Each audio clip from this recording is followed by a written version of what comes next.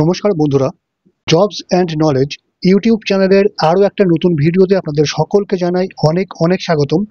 কিছুদিন আগে রোজ ভ্যালির টাকা ফেরতের ওপরে একটা গুরুত্বপূর্ণ ভিডিও আমি আপলোড করেছিলাম আমার চ্যানেলে, যেটা আপনারা অনেকেই হয়তো দেখেছেন। যে ভিডিওতে আমি আপনাদের প্রমাণসহ দেখিয়েছিলাম যে রোজ ভ্যালি কিন্তু এর আগেও টাকা ফেরত দিয়েছে, এবারও দিতে চলেছে। তো সেই ভিডিওর ওপর আজকে আরও কিছু নতুন তথ্য এবং প্রমাণসহ আপনাদের দেখাবো যে এই টাকা ফেরতের প্রক্রিয়া কিন্তু কেন্দ্র সরকার শুরু করে দিয়েছে। সুতরাং আজকের ভিডিওর তথ্য এবং প্রমাণগুলো আপনাদের অবশ্যই দেখা উচিত। সুতরাং ভিডিওটা কিন্তু আপনাদের জন্য ভীষণ ভীষণ গুরুত্বপূর্ণ হতে চলেছে, অর্থাৎ ভিডিওটা প্রথম থেকে শেষ পর্যন্ত সম্পূর্ণটা দেখতে থাকুন।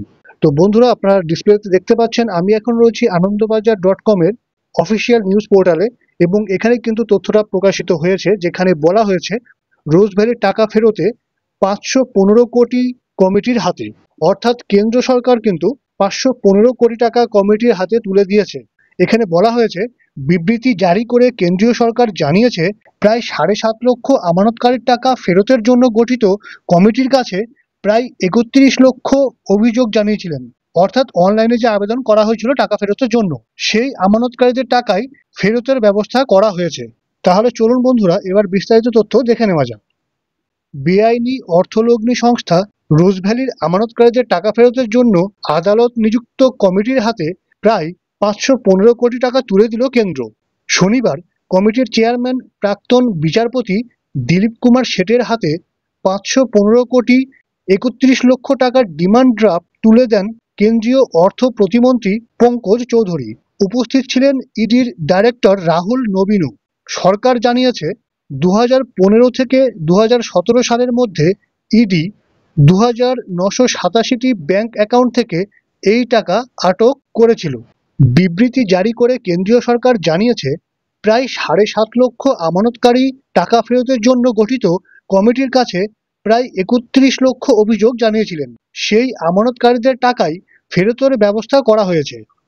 এর আগে ইডি এই কমিটির হাতে 22 কোটি টাকা তুলে দিয়েছিল। তা দিয়ে প্রায় 32,000 আমানতকারীর টাকা ফেরতের ব্যবস্থা করা হয়েছিল, এবং এর আগে যে টাকা ফেরত দেওয়া হয়েছিল তার প্রমাণও কিন্তু এর আগের ভিডিওতে আমি আপনাদের দেখিয়েছিলাম। সরকার আরও জানিয়েছে, এই টাকা ছাড়াও ওই সংস্থার আরও স্থাবর এবং অস্থাবর সম্পত্তি ইডি আটক করেছিল। সেই সম্পত্তির বর্তমান বাজার মূল্য 2000 কোটি টাকারও বেশি। তাও বিক্রি করে আমানতকারীদের টাকা ফেরতের প্রক্রিয়া চলছে। অর্থাৎ বন্ধুরা, আপনারা এখনও যারা আবেদন করেননি অনলাইনে এই টাকা ফেরতের জন্য, অবশ্যই আবেদন করে দিন। এবং এই ধরনের সঠিক তথ্যগুলো পেতে জবস অ্যান্ড নলেজ ইউটিউব চ্যানেলকে কিন্তু অবশ্যই সাবস্ক্রাইব করে রাখবেন, যাতে সবসময় সঠিক তথ্য আপনারা পেয়ে যান।